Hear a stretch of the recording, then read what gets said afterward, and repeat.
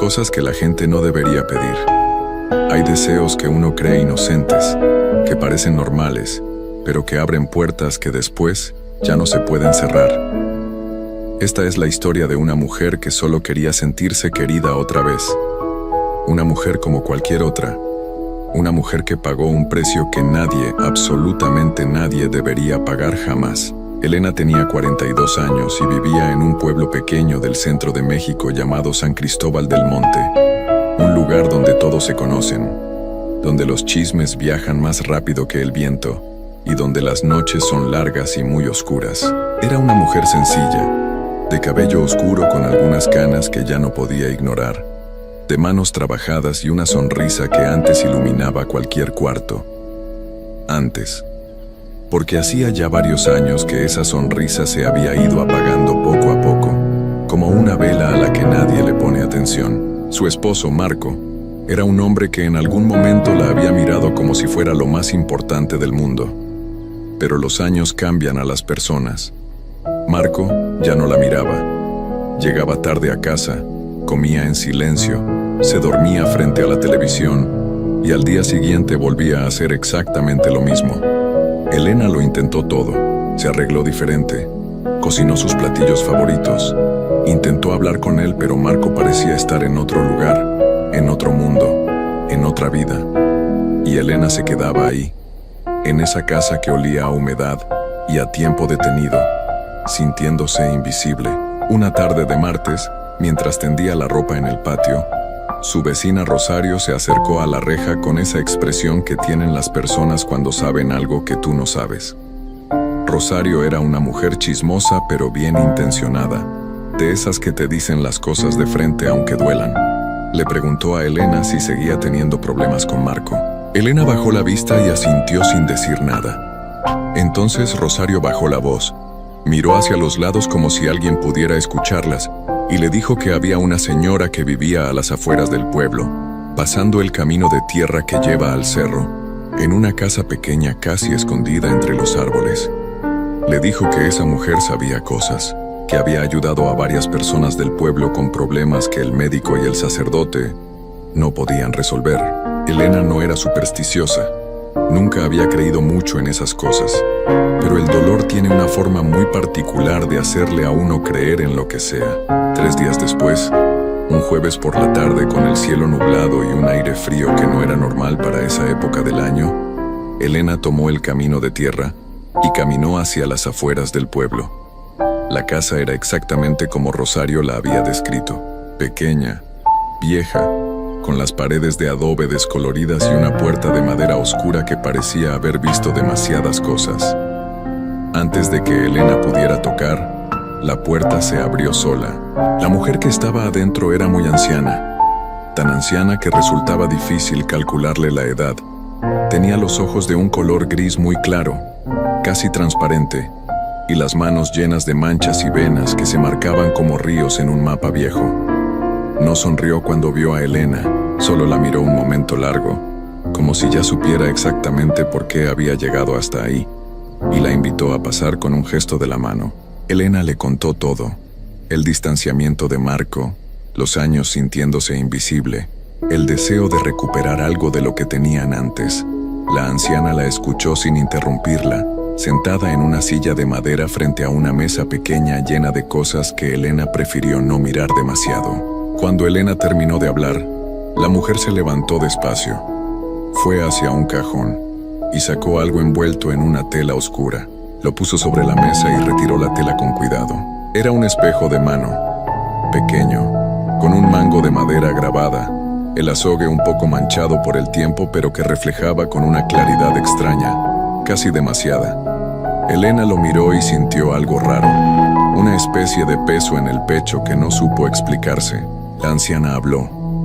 La voz le salió seca, como si las palabras le costaran trabajo. Le dijo que cada noche, antes de dormir, Elena debía sentarse frente a ese espejo, cepillar su cabello 100 veces mirándose en el reflejo y pedir su deseo en voz baja.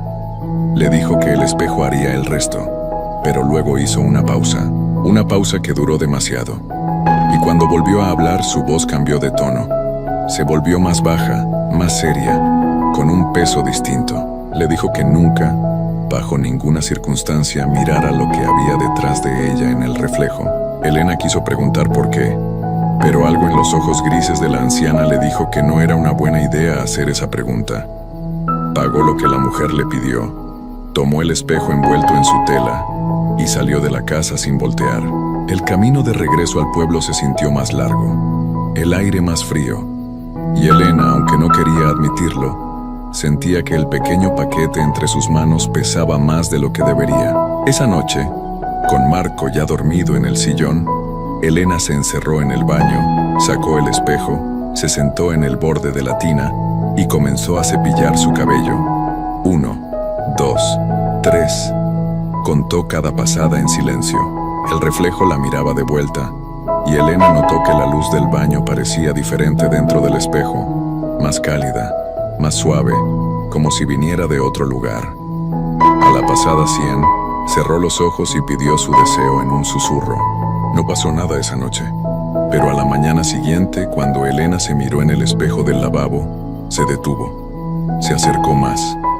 Se tocó la cara con los dedos. Las líneas alrededor de sus ojos parecían menos profundas. La piel de su cuello se veía más firme. Pensó que tal vez era la luz, que tal vez estaba imaginando cosas, pero siguió mirándose más tiempo del que había tardado en mirarse en meses. La segunda noche repitió el ritual, y la tercera, y la cuarta, y cada mañana el cambio era más evidente, más difícil de ignorar. Para el final de la primera semana, Elena parecía 10 años más joven. Sus ojos brillaban diferente. Su cabello tenía un lustre que no había tenido desde los 30. La gente del pueblo empezó a notarlo. Las vecinas le preguntaban qué crema estaba usando. Rosario la miró un día fijamente y no supo qué decir. ¿Y Marco? Marco empezó a mirarla. Primero fue un vistazo casual en la cocina. Después una pregunta sobre cómo había pasado el día.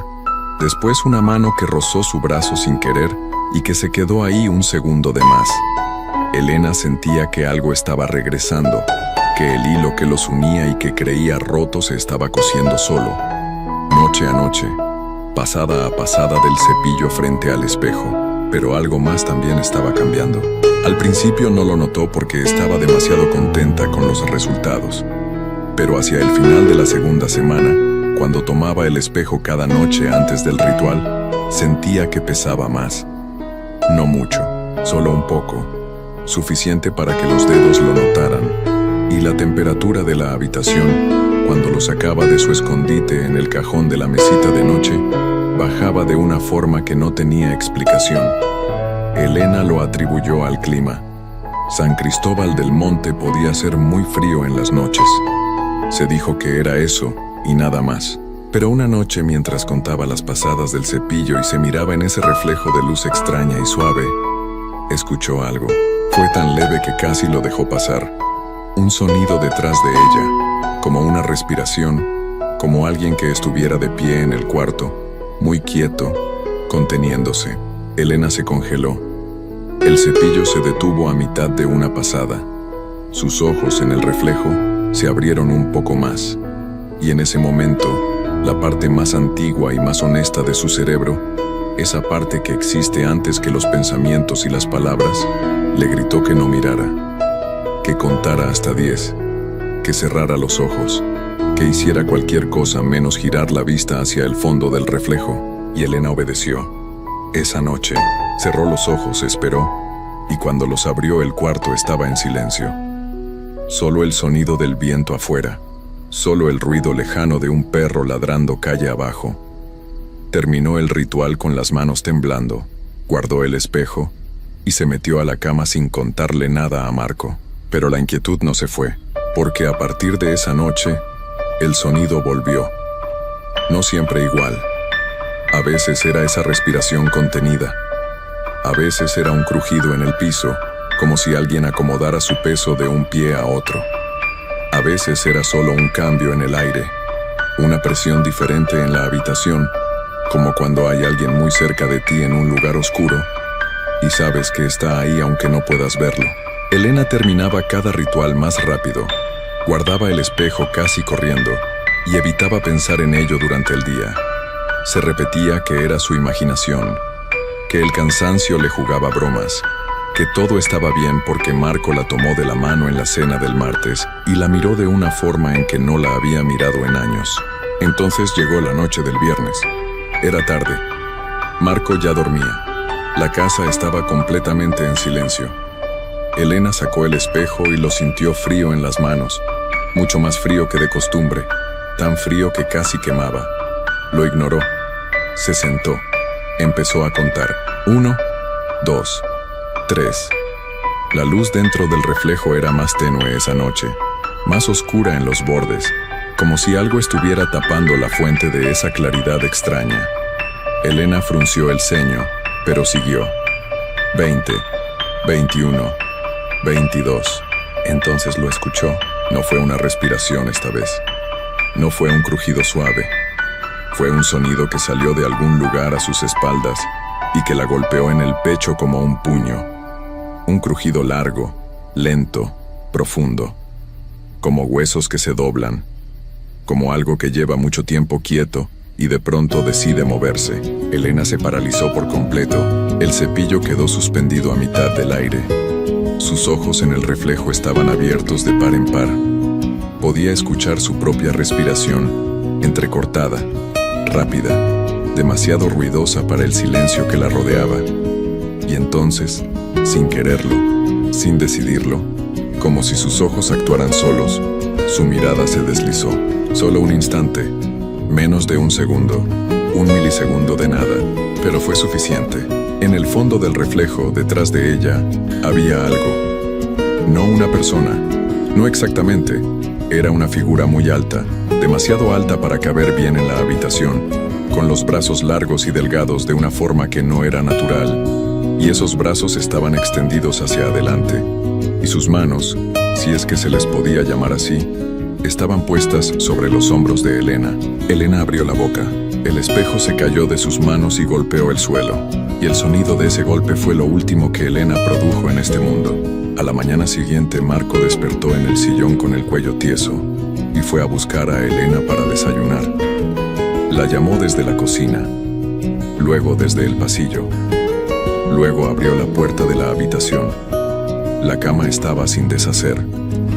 El cajón de la mesita estaba abierto y vacío, y en el suelo, en el centro del cuarto, estaba el espejo, quebrado en 3 pedazos perfectos. Marco lo recogió despacio, sin entender. Lo miró de frente, y ahí, en el azogue oscuro y manchado del espejo roto, había algo nuevo.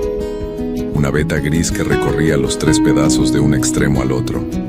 Una mancha que no parecía mancha, que tenía una forma. La forma de una mujer con la boca abierta y los brazos extendidos hacia arriba, como empujando contra algo desde adentro. Marco dejó caer los pedazos al suelo. Tardó 3 días en reportar la desaparición de su esposa. La gente del pueblo no supo qué pensar. Algunos dijeron que se había ido con alguien. Otros que se había perdido en el cerro. Rosario no dijo nada durante mucho tiempo. Y cuando habló, habló en voz muy baja. Y solo con las personas en las que confiaba. Y lo que dijo fue esto, que unos días después de que Elena desapareciera, alguien que vivía cerca de la casa de ellos la vio a ella, o a algo que caminaba con su cuerpo, con su cara, con su cabello oscuro y brillante, pero que cuando ese algo giró la cabeza y miró de frente, los ojos no eran los ojos de Elena, eran de un gris muy claro, casi transparente, como los ojos de alguien muy anciano. Hay cosas que uno no debería ver, hay preguntas que no deberían hacerse, y hay pueblos a los que, si alguien te advierte que no entres, deberías escuchar. Marcos no escuchó, y lo que encontró en las almas esa semana de octubre cambió para siempre la manera en que duerme, la manera en que mira a los niños, y la manera en que ve un muñeco de barro. Esta es su historia. Y cuando termines de escucharla, vas a querer revisar 2 veces los rincones de tu cuarto antes de apagar la luz. Marcos tenía 32 años y vivía en Guadalajara. Era fotógrafo, no de bodas ni de eventos sociales, sino de esos que buscan lugares olvidados para documentarlos antes de que el tiempo los borre del mapa. Le fascinaban los pueblos fantasma, las iglesias abandonadas, las plazas donde ya no hay nadie. Decía que en esos lugares la historia se quedaba pegada a las paredes como humedad, y que si uno ponía atención, podía escucharla respirar. Un amigo le habló de las almas una tarde de viernes, casi de broma mientras tomaban café. Le dijo que era un pueblo minero en el desierto, a unas 6 horas de la ciudad, y que prácticamente ya no quedaba nadie viviendo ahí. Solo algunos ancianos que se negaban a irse. Le dijo también que había una iglesia colonial con el techo caído, y que en la entrada del pueblo había un letrero de madera viejo que nadie había quitado, aunque ya no tenía sentido. Le dijo que el lugar daba una sensación rara, como si el aire pesara más de lo normal. Marcos anotó el nombre en su celular esa misma noche y empezó a buscar información. No encontró casi nada. Una mención muy corta en un foro de viajeros que decía, bonito pero incómodo. Una foto borrosa de la fachada de la iglesia, subida hace más de 8 años. Nada más. Eso, para Marcos, era exactamente la señal de que valía la pena ir. Salió un martes por la mañana con su cámara, su mochila y una libreta.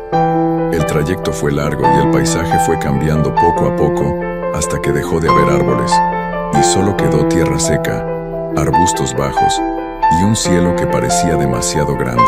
Llegó a Las Almas a media tarde. La entrada al pueblo tenía un camino de tierra apisonada, polvo rojo en el suelo y unas casas bajas de adobe que parecían haberse hundido un poco con los años, como si la tierra las fuera tragando despacio. Lo primero que notó fue el silencio. No el silencio agradable del campo, sino uno diferente, uno que se siente en el pecho. Como cuando estás en un cuarto y de repente percibes que algo cambió, pero no sabes qué. Lo segundo que notó fueron los muñecos. En la primera casa que vio, en el marco de la ventana había uno. Era pequeño, del tamaño de una mano, hecho de arcilla rojiza. Tenía forma de niño, con los brazos abiertos y una sonrisa dibujada con algún objeto fino, una sonrisa demasiado amplia, de oreja a oreja, que no encajaba bien con el resto de la figura. Sus ojos eran 2 hendiduras, sus dedos, demasiado largos para el tamaño del cuerpo. Marcos lo fotografió pensando que era artesanía local. Siguió caminando. En la siguiente casa, otro muñeco. En la de al lado, 2. En una banca de la plaza, 3 en fila. En la puerta de lo que parecía haber sido una tienda de abarrotes, 4 colgando de un hilo, girando despacio con el viento del desierto. Todos iguales. Todos sonriendo de esa misma manera. Un anciano lo vio desde la sombra de un portal. Marcos se acercó a saludarlo. El hombre tenía la piel oscura y arrugada como cuero seco, ojos pequeños y claros, y las manos llenas de manchas. Llevaba una camisa blanca vieja. No sonrió cuando Marcos se presentó. Le preguntó si podía quedarse unos días en el pueblo para tomar fotografías. El anciano lo miró de pies a cabeza. Tardó en contestar. Dijo que había un lugar donde podía dormir, una casa en la que a veces llegaban visitantes, que él mismo lo llevaría. Pero mientras caminaban, el anciano dijo algo que Marcos recordaría muchas veces después. Le dijo, sin voltear a verlo, con una voz muy tranquila: no salga de noche, y si escucha ruido en el techo, no abra la ventana. Marcos pensó que era la típica advertencia de pueblo, de esas que se heredan de generación en generación, sin que nadie sepa ya por qué. Le agradeció el consejo y no le dio más importancia. El lugar donde iba a dormir era una casa de una sola planta, con 3 cuartos pequeños, paredes de adobe, piso de cemento, una cama angosta con cobijas de lana y una ventana que daba a la calle principal. En el alféizar de esa ventana había un muñeco de arcilla, el mismo tipo de figura, la misma sonrisa. Marcos lo tomó con la mano para examinarlo de cerca. La arcilla estaba tibia. Pensó que era por el sol de la tarde. Lo dejó donde estaba y salió a fotografiar la iglesia antes de que cayera la noche. La iglesia era exactamente lo que esperaba. Grande, colonial, con la fachada todavía en pie pero el interior destrozado. El techo había colapsado en varios tramos y por los huecos se veía el cielo anaranjado del atardecer. En el altar no quedaba casi nada, solo una base de piedra y una figura de yeso rota, sin cabeza. El piso estaba cubierto de polvo, tierra y algunas piedras caídas. Marcos fotografió todo, pero cuando apuntó su cámara hacia una de las esquinas del fondo, vio algo que no esperaba. En el suelo, formando un semicírculo, había como 20 muñecos de arcilla, todos mirando hacia el centro del círculo, todos con la misma sonrisa. Revisó sus fotos esa noche en la cama. Cuando llegó a las de la iglesia y amplió la imagen de los muñecos, se quedó mirando la pantalla un buen rato. Había algo que no había notado antes. Los muñecos no eran todos iguales. Algunos eran más altos, otros más chicos. Algunos tenían el cabello marcado con líneas en la arcilla, y si uno los miraba con atención, sus expresiones no eran exactamente iguales, eran similares, pero no idénticas, como si fueran diferentes niños. Apagó el celular y trató de dormir. Fue pasada la medianoche cuando empezó a escuchar las risas. Al principio pensó que estaba soñando. Era una risa suave, aguda, de niño. Luego otra más. Se mezclaban entre sí, rebotaban de un lado a otro y venían de arriba, del techo. Marcos abrió los ojos. El cuarto estaba oscuro, pero la luna entraba por la ventana y dejaba una franja de luz blanca en el suelo. La risa continuaba. Y ahora también había pasos. Pasos ligeros, rápidos, como de alguien corriendo. Cruzaban de un lado al otro sobre su cabeza con un sonido que no era el de pasos normales. Era un sonido más seco, como cuando alguien golpea dos piedras entre sí, o como el crujido del barro. Se sentó en la cama. El corazón le latía fuerte, pero trató de calmarse. Pensó que podían ser animales, pájaros grandes, algo que se hubiera metido por algún hueco en el techo de la casa. Agarró su linterna y salió al pasillo. Caminó hasta la puerta de entrada, la abrió y salió a la calle. La calle estaba vacía. El cielo estaba lleno de estrellas. El viento movía el polvo en el suelo. No había nada, pero entonces miró la ventana de su cuarto. El alféizar estaba vacío. El muñeco de arcilla que había ahí al llegar ya no estaba. Dirigió la luz de la linterna hacia los portales de las casas cercanas, los marcos de las ventanas, los quicios de las puertas, todos vacíos. Todos los muñecos que había visto durante el día habían desaparecido. Un sonido a su derecha lo hizo girar rápido. Nada, solo la calle y el viento. Luego, desde la oscuridad entre dos casas, otro sonido. Un crujido, seco, lento, como algo moviéndose sobre el suelo de tierra. Marcos apuntó la linterna hacia ahí. En el borde de la sombra, a punto de salir a la luz, había algo pequeño. Una mano de arcilla. Los dedos se movieron, uno por uno, lentos, como si estuvieran despertando. Marcos no esperó más. Entró a la casa, cerró la puerta con llave, empujó la cama contra la pared y se sentó en el suelo con la espalda contra la puerta. Los pasos en el techo continuaron hasta casi las 4 de la mañana. Las risas se apagaron poco antes del amanecer. Cuando salió el sol, el silencio volvió y Marcos se quedó dormido ahí, en el piso, con la linterna encendida entre sus manos. Al despertar con la luz de la mañana entrando por la ventana, pensó en irse. Empacó su mochila a medias, pero algo lo detuvo. Quería entender. Salió a la calle y buscó al anciano de la tarde anterior. Lo encontró sentado frente a su casa, como si lo estuviera esperando. Marcos le preguntó directamente por los muñecos. El anciano no se sorprendió. Lo miró con una calma que resultaba más incómoda que cualquier otra cosa. Le dijo que los muñecos eran de los niños. Marcos no entendió. El pueblo no tenía niños. Hacía décadas que no nacía nadie ahí. El anciano asintió. Dijo que por eso estaban en los muñecos. Luego, con una voz todavía más baja, explicó lo que Marcos nunca olvidaría. Décadas atrás el pueblo había sido próspero por las minas. Familias enteras vivían ahí. Pero un invierno muy duro, algo pasó en las galerías más profundas de la mina. No dijo qué. Solo dijo que muchos niños del pueblo empezaron a enfermarse sin razón. y que uno por uno se fueron yendo, algunos rápido, otros despacio, pero todos se fueron. Las madres y los padres de esos niños no pudieron irse, no pudieron abandonar el lugar donde sus hijos habían crecido, se quedaron. Y con el tiempo, aprendieron algo de una mujer mayor que vivía en las afueras del pueblo, una mujer que ya nadie recordaba bien pero cuya enseñanza había quedado. Aprendieron que la arcilla roja de esa tierra tenía una propiedad distinta a cualquier otra, que si se moldeaba con cuidado, con intención, y se le daba algo de uno mismo, algo vivo, podía retener una presencia, un espíritu, un pedazo de alguien que ya no estaba. Los ancianos habían moldeado a sus hijos con sus propias manos, y los mantenían ahí, en la arcilla, con lo único que todavía podían darles. Marcos sintió que el suelo se movía bajo sus pies aunque no se movía. Preguntó con la voz trabada qué era lo que les daban. El anciano levantó su mano derecha. En la palma tenía una cicatriz reciente, una línea fina y roja, muy delgada, pero ahí. Marcos dio un paso hacia atrás. El anciano lo miró sin parpadear.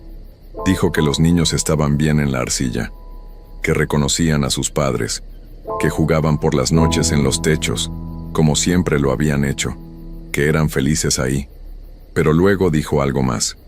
Dijo que la arcilla se gasta, que con los años se va quebrando, que los cuerpos de los ancianos también se gastaban, que había uno de los niños, el más grande, el que en vida había tenido 12 años, que ya no cabía bien en la figura, que había crecido dentro de ella todo este tiempo y que la arcilla ya no alcanzaba para contenerlo, que ese niño necesitaba algo más, que hacía mucho tiempo que nadie llegaba al pueblo.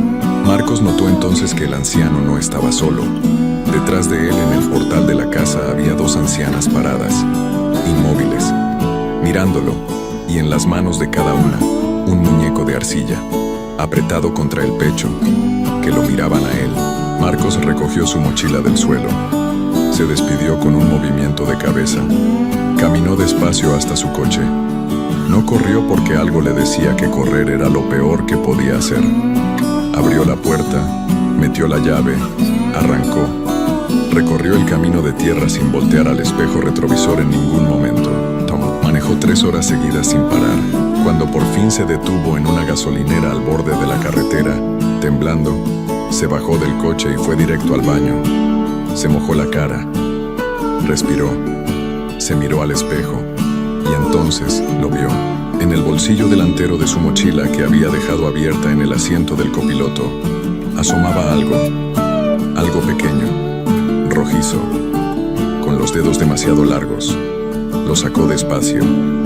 Era un muñeco de arcilla, el más grande que había visto en todo el pueblo, con una sonrisa ancha, con los ojos marcados muy profundo, y con una grieta que recorría todo su cuerpo de arriba a abajo, como si algo por dentro estuviera empujando para salir. Mientras lo sostenía en la palma de la mano, lo sintió caliente y en movimiento. Lo aventó al suelo del baño y salió corriendo. Arrancó el coche y siguió manejando. No paró hasta llegar a Guadalajara de madrugada. Entró a su departamento, cerró con llave, puso el seguro y se sentó en el sillón con todas las luces encendidas. Esa noche no durmió nada. Los primeros días después de regresar, Marcos parecía estar bien, o eso decían sus amigos. Decían que estaba un poco callado, un poco distraído, pero que era entendible después de un viaje largo.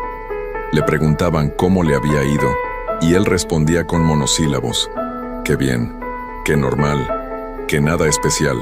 No le contó a nadie lo que había visto en Las Almas, pero a la semana de haber regresado, su amiga Laura, la misma que vivía en el edificio de enfrente, notó algo raro. Notó que la ventana del departamento de Marcos estaba siempre abierta, a cualquier hora, incluso de noche, incluso cuando hacía frío. Notó también que ya no respondía a los mensajes con la misma rapidez de antes, y un día, cuando lo cruzó en el pasillo, se detuvo en seco porque algo en su cara no era igual. No sabía decir qué exactamente, solo que sus ojos, que siempre habían sido expresivos y vivos, ahora parecían estar mirando algo que ella no podía ver. Algo detrás de todo.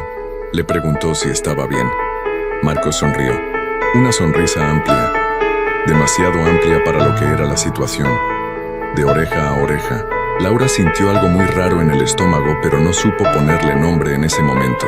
A los 15 días, una vecina del edificio llamó al administrador porque llevaba 3 días sin ver a Marcos entrar ni salir y el correo se estaba acumulando en su buzón.